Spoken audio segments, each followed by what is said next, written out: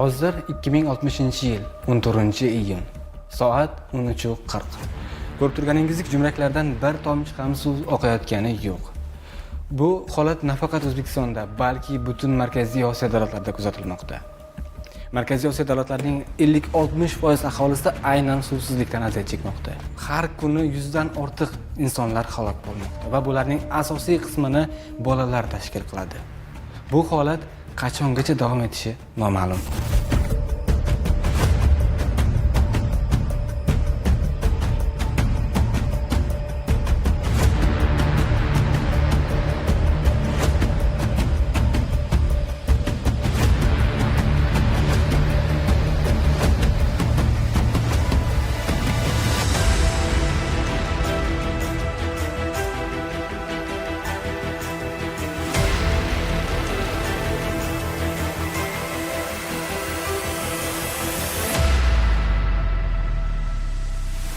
Hozir 2024-yil 14-iyun soat 14:00.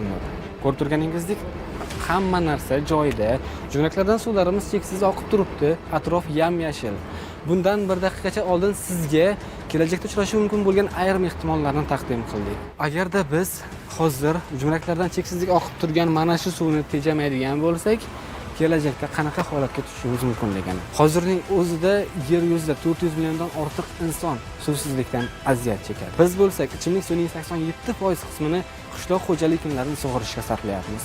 Bu holatlar bizni albatta o'ylantirishi shart.